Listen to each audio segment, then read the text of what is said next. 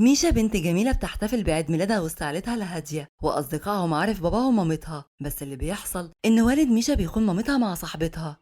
فمامة ميشا بتقرر تبعد عنه وتاخد ميشا معاها، بس ما بتقدرش تستحمل الحياة من غيره فبتنتحر. وهنا ميشا بتعمل حادثة وبتفضل مشلولة على كرسي متحرك لحد ما تكبر. ميشا اتولدت جواها بذرة الحقد والكره من والدها، وطول فترة بعدها عن والدها كان بيحاول يتواصل معاها وهي بترفض التواصل، لحد ما في مرة بعت لها جواب بيقول لها فيه إنه عارف إنها مش قادرة تسامحه وتغفر له، بس هو مشتاق لها جدا ونفسه يشوفها، فبيعزمها تيجي زيارة لبيتهم القديم وبتوافق وبتروح. وأول ما بتوصل بيتهم القديم بتلاقي ركماني مرات باباها هي اللي بتستقبلها، ولما بتسألها عن باباها بتقول لها إن عمال المزرعة بتاعتهم عاملين اضراب، اضطر انه يروح يحل المشكله ومش هيطول وهيجي لانها وحشه جدا. فبتروح مشي على اوضتها وبتفتكر ايام طفولتها، ولما بتفتح كراسة الرسم بتاعتها زمان بتلاقي رسومات كلها دموية ومش فاكرة انها رسمت الرسومات دي قبل كده. وفجأة بتسمع صوت خبط على باب أوضتها، ولما بتفتح الباب مش بتلاقي حد وبتسمع صوت خبط تاني، بس المرة دي لما بتفتح بتلاقي واحد لابس لبس ساحر وواقف وراها، فبتتخض وبتقع والكرسي المتحرك من على السلم وبيغمى عليها. ولما مشى بتفوق بتلاقي حواليها الدكتور ورقماني والناس تانية كتير، ولما بيسألوها عن اللي حصل بتقول لهم انها شافت باباها لابس لبس ساحر زي اللي كان لابسه في عيد ميلادها وهي صغيرة، فمش بيصدقوها وبيقولوا لها انها محتاجة تريح اعصابها وان باباها في المزرعة زي ما رقماني قالت لها. وتاني يوم الصبح رقماني بتاخد ميشا وبتوديها مسابقة صيد الحمام، وبتقول لها ان هي دي الرياضة المفضلة لباباها لما كبر. وهنا بتقابل رنا ابن عمها المغرور، والله الراجل اسمه رنا وده ابن عمها المغرور، وطبعا ما كانتش تعرفه لانه عدى وقت طويل من اخر مره قابلته فيها. وكمان ركماني بتعرفها على اشك وده مفتش المنطقه عندهم، وبتقول لها انه هيترقى قريب قوي. ولما رنا بيسال مين اللي هينافسه النهارده، هو بما ان والد ميشا مش موجود فركماني بتقوله ان كابل هو اللي هينافسك.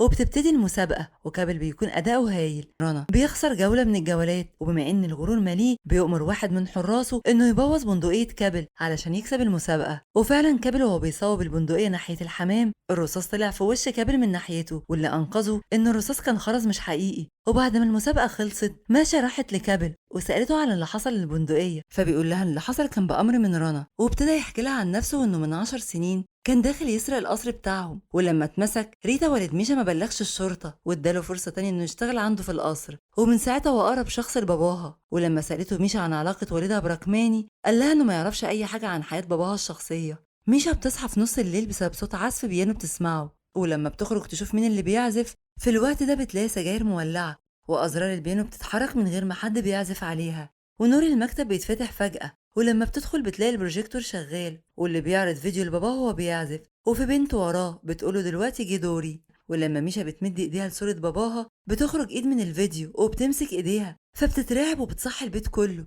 والصبح بتتصل بأشك مفتش المنطقة علشان تقدم بلاغ عن فقدان والدها، وبيقول لها انه قبل كده باباها غاب وقفل موبايله. ولما ركماني قدمت بلاغ في الشرطة اكتشفنا انه كان مسافر مع صاحبته الجديدة، فهي دي حركاته دايما، وانها لو حابة تقدم بلاغ لازم تروح لاسم الشرطة وتقدم البلاغ هناك. وفعلا بتروح وبتقدم بلاغ للشرطة مع ركماني، لكن وهم في الشارع بتيجي دجالة وبتقرب عليها وبتقول لها انه مات وبيحاول يتواصل معاكي في العالم الآخر. فميشا بتتخض، بس ركماني بتيجي وبتاخدها من قدام الدجالة. ولما بتروح بتحكي لكابل على اللي حصل وبتطلب منه يجيب لها الدجالة في القصر علشان تفهم منها ايه اللي حصل لباباها. فكابل بيقول لها ان ركماني لو عرفت هتبهدل الدنيا، بس بيسمع كلام ميشا وبيجيبها لها لحد عندها. فالدجالة بتتواصل مع ريتا وبتتكلم بلسانه وبيقول لميشا اهربي من هنا. ولما بتقوله يحكي لها على اللي حصل له وانها عايزة تساعده ولسه هيبتدي يحكي، ركماني بتدخل عليهم فجأة وبتهزق كابل انه سامح لها انها تيجي هنا وبتقول له خرجها من القصر. بس ميشا بتزعق لها وبتقول لها انها ملهاش اي حق انها تتحكم في مين اللي يدخل او اللي يخرج، لان ده قصرها في الاصل مش قصر مرات باباها. فركماني بتؤمر كابل انه يخرج الدجاله، وقبل ما بتخرج بتقول لميشا استنيه هيجيلك النهارده الساعه 12.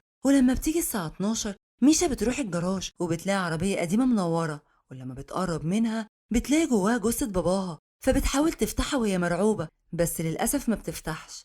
وبتصحي كل اللي في القصر، ولما بيجوا علشان يشوفوا اللي حكت لهم عنه بيلاقوا العربية ما فيهاش حد. وتاني يوم الصبح بيجي لهم اتصال من باباها وبيكلم ميشا وبيطمنها عليه، وكمان بيقول لها انه كويس وانه هيجي لها قريب لما يخلص شغل في المزرعة. بس ميشا بتقول لكابل انه مش باباها وانها محتاجة مساعدته علشان تفهم اللي بيحصل معاها. وبيروحوا هما الاتنين الجراج وبيفتشوا العربية اللي شافت فيها الجثة، وبيلاقوا زرار من قميص زراره اللي شافته بيه امبارح، وهنا بتتأكد انه ما كانش بيتهيأ لها وبتقول لكابل إن رقماني هي اللي بتحاول تخوفها، وبتعمل فيها الحركات دي علشان تثبت لها إنها مش في كامل قواها العقلية وتاخد الميراث كله، وأكيد في حد بيساعدها على ده، وإنها متأكدة إن باباها اتقتل. وبالليل بيروحوا حفلة رنا اللي كان عاملها، وهناك ميشا وكابل بيسمعوا رنا وهو بيقول لرقماني إنه لو اتفضح مش هيتفضح لوحده، وإنه هيفضحها معاه، وكمان هيقول على كل أسرارها، وبياخد منها شنطة مليانة فلوس وبيمشي. هنا ميشا وكابل بيمشوا وراه لحد ما بيلاقوه بيدي شنطة لناس، فبيضربوه وبياخدوا الشنطة وبيطلعوا يجروا. ميشا قررت تواجه رنا وبتقوله إن هو ورقماني قتلوا باباها علشان يستولوا على الورث،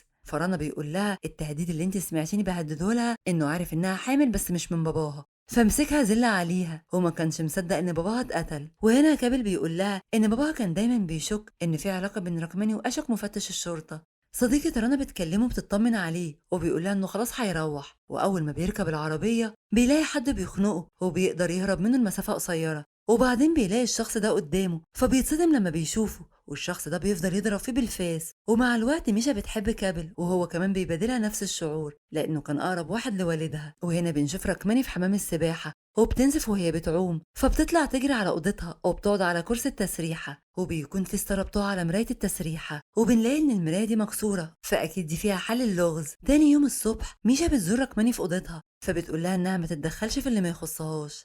فجأة كابل بيدخل عليهم وبيقول لرقماني إن أشوك عايزة على الخط، وبيعرفوا إن رنا مات ليلة امبارح. فبتنزل ميشا للجنينة وبتشوف كلب باباها رافض الأكل من ساعة ما باباها سافر للمزرعة، وده طبعا على حسب كلامهم. فبتشمموا ريحة زرار القميص اللي لقوه في العربية وبتفكه، فبيجري على العربية وبعدين على البحيرة اللي فيها نص القصر، فبتطلب من حارس الكلب إنه يفتحها، فبيقول لها إنها مقفولة من سنين بس بيسمع كلامها. ولما حارس الكلب بينزل بيلاقي جثة باباها متربطة بسلسلة ومتثبتة في القاع بحجر وطوب، ولما بيشيل الطوب جثة باباها بتطلع على وش المية، وفجأة ميشا بتلاقي حد بيخدرها من وراها وبيسحبها على بره، ولما بتفوق بتلاقي نفسها في عربية مع حارس الكلب وهو مقتول. ولما بتبص وراها بتلاقي كابل، أيوة كابل، هو اللي كان بيحاول يخوفها، وهو اللي كان بيساعد رقماني دايما، وهو اللي مأجر البنت اللي عملت نفسها دجالة، بس يا ترى ليه؟ فبيرميها بالعربية وهي مقفولة من فوق الجبل وبتقع في نص المية، وبتحاول تفتح الأبواب أو تكسر الإزاز بس للأسف مش بتعرف. الحقيقة إن كابل هو اللي على علاقة برقماني، وإن الطفل اللي في بطنها ده منه، علشان كده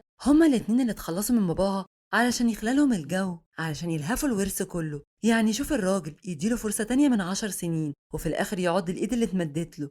هنا رقماني وكابل بيبلغوا مفتش الشرطة علشان الليلة تبان طبيعية، ولما أشك بيسأل رقماني على اللي حصل بتقوله إن ميشا أصرت إنها تمشي الساعة 11، ولما حاولت أمنعها رفضت ومشيت، وعرفت إنها موصلتش المحطة. فأشك بيقول لها إزاي مشيت 11 وأول رحلة 11 ونص والطريق من هنا للمحطة بياخد ساعتين. فكابل بيقول له إنه متأكد إنها مشيت الساعة 9 من هنا، ورقماني بتقوله إن كابل عنده حق، أنا اللي مش مركزة من كتر المشاكل. وهنا بيلاقوا العربية اللي كانت فيها ميشا وحارس الكلب وبيطلعوها من المية، بس بيلاقوا فيها جثة حارس الكلب بس، ومش بيلاقوا ميشا. رقماني واقفة في القصر ومرعوبة من اللي بيحصل، وبتلاقي قدامها صديق العيلة دكتور شيخوات، بس بصراحة مش عارفة بيجيبوا منين الأسماء دي. المهم الدكتور بيسألها هو ليه مفيش حد في القصر، فبتحكي له إن كلهم في القسم بيشهدوا إن ميشا مختفية واحتمال تكون ماتت. وهنا كانت المفاجأة الأكبر، إن الدكتور بيقول لها إن مفيش بنت بتموت مرتين، ميشا انتحرت من أسبوع. فبتقول أمال مين اللي كانت معانا هنا؟ وهنا بتظهر ميشا أو اللي كانت منتحرة شخصية ميشا، وبتقوم من على الكرسي المتحرك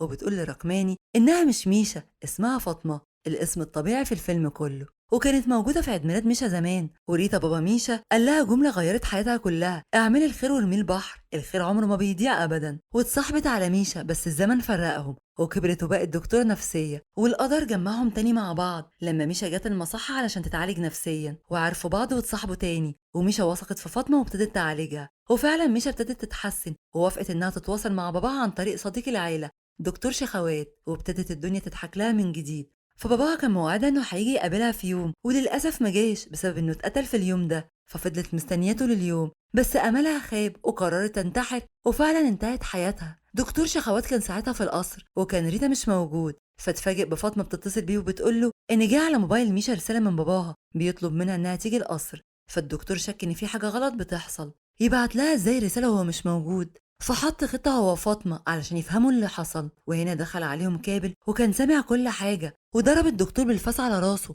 وفضل يجري ورا فاطمة لحد ما خلاص كان هيموتها، لكن بيلاقي رقماني ضربته بالرصاص وصوبت ناحية ودنه، فاتصدم وصاب فاطمة ومسك في رقماني وقالت له كان المفروض اقتلك انت مش ريتا، انت الشيطان اللي دخل بيتنا. وبيكون المسدس بينهم هما الاتنين، فبتقتل نفسها. كابل بيزعل عليها جدا، وفاطمة بتستغل الفرصة وبتهرب من وراه، لكن بيفوق من الصدمة وبيجري وراه بحتة حديدة في ايده. فاطمة وهي بتحاول تهرب بتلاقي دولاب مليان بنادق، وهنا بتفتكر الحركة اللي عملها رنا في بندقية كابل ساعة المسابقة، فبتقلدها علشان الرصاص يخرج من البندقية بالعكس. وبتقف قدام كابل وبيقدر ياخد منها البندقية، وأول لما بيدوس على الزناد الرصاص بيخرج بالعكس وعلى طول بيموت. هنا ثروة ريتا وميشا فاطمة قررت تفتح بيهم دار أيتام في القصر كصدقة جارية على روحهم، وسمت القصر دار ميشا. وهنا افتكرت جملة ريتا بابا ميشا إن الخير عمره ما يضيع أبدا.